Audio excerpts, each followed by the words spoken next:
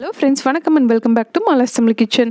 இந்த வீடியோவில் சுலபமாக ஒரு லஞ்ச் பாக்ஸ் ரெசிபி எப்படி செய்யுதுன்னு பார்க்கலாம். காலிஃப்ளவர் வச்சு காலிஃப்ளவர் ரைஸ் எப்படி செய்யுதுன்னு பார்க்கலாம் வாங்க. இந்த ரைஸ் செய்ய ஃபஸ்ட்டு ஒரு பேன் சூடு பண்ணிவிட்டு அதில் 1 டேபிள் ஸ்பூன் எண்ணெய் எடுத்துக்கலாம். நான் இன்றைக்கி தேங்காய் எண்ணெய் எடுத்திருக்கேன். இது கூட 1 டீஸ்பூன் அளவு நெய் சேர்த்துக்கலாம்.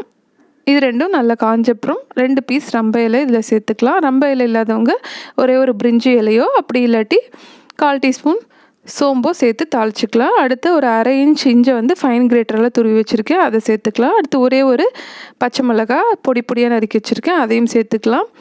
இதெல்லாம் சேர்த்தப்புறம் இது லேசாக வதக்கி விட்டுக்கலாம். இந்த ரெசிபிக்கு வெங்காயம் எதுவும் தேவையில்லை. டைரெக்டாக நம்ம துருவின காலிஃப்ளவர் 1 கப் சேர்க்க போகிறோம். காலிஃப்ளவரை 4 பெரிய பீசஸாக எடுக்கணும். எடுத்துகிட்டு நல்லா கேரட் துருவினிங்கன்னா இந்த மாதிரி பொடியாக நமக்கு கிடைக்கும், அதை சேர்த்துக்கலாம். இந்த காலிஃப்ளவர் சேர்த்தப்புறம் நம்ம 2 இல்லை 3 நிமிஷம் வதக்க வேண்டியிருக்கும். அந்த காலிஃப்ளவரோட பச்சை வாசனை போயிடும். இப்போ காலிஃப்ளவரை நம்ம இந்த மாதிரி சன்னமாக துருவி இருக்கிறதுனால நமக்கு சீக்கிரமாக வெந்துடும்.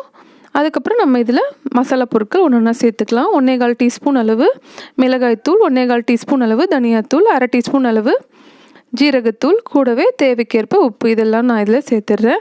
இந்த மசாலா பொருட்கள் சேர்த்தப்புறம் நம்ம தண்ணி எதுவுமே சேர்க்க தேவையில்லை. இந்த ரெசிபிக்கு நம்ம தண்ணி எதுவும் தெளிக்கவே தேவையில்லை. காலிஃப்ளவர் துருவுனதால சீக்கிரமாக குக் ஆகிடும். மசாலா பொருட்கள் சேர்த்தப்புறம் நம்ம மிதமான தீயில் வச்சு ஒரு 2 நிமிஷம் வதக்கி விட்டுக்கணும். அப்போ காலிஃப்ளவரோட இந்த மசாலா நல்லா மிக்ஸ் ஆகிடும், மசாலாவோட பச்சை வாசனையும் போயிடும். நெக்ஸ்ட் இப்போ இதில் வடித்த சாதம் நல்லா ஆற வச்சு எடுத்து வச்சுருக்கேன், அதை சேர்த்துக்கலாம். நம்ம 1 பங்களவு காலிஃப்ளவர் சேர்த்தோம்னா 2 பங்களவு சாதம் சேர்த்துக்கலாம். அதுக்கு நம்ம சேர்க்கும் போது காலிஃப்ளவர் நிறைய இருந்த மாதிரி இருந்துச்சு. இப்போ வதங்கினப்புறம் பாருங்கள் பாதி அளவு குறைஞ்சிருச்சு. இப்போ சாதத்தை சேர்த்துக்கலாம். பாதி அளவு சாதம் ஃபஸ்ட்டு சேர்த்துட்டு நல்லா மிக்ஸ் பண்ணிக்கோங்க. அதுக்கப்புறம் மிச்சம் இருக்க பாதியை சேர்த்து மிக்ஸ் பண்ணிங்கன்னா காலிஃப்ளவர் சாதம் எல்லாம் ஒன்று சேர்ந்து நமக்கு கிடச்சிரும். சாதம் சேர்த்தப்புறம் நம்ம 1 இல்லை 1.5 நிமிஷம் சிம்லேயே வச்சு வதக்கி விட்டோன்னா நமக்கு சுவையான காலிஃப்ளவர் ரைஸ் தயாராகிருச்சு.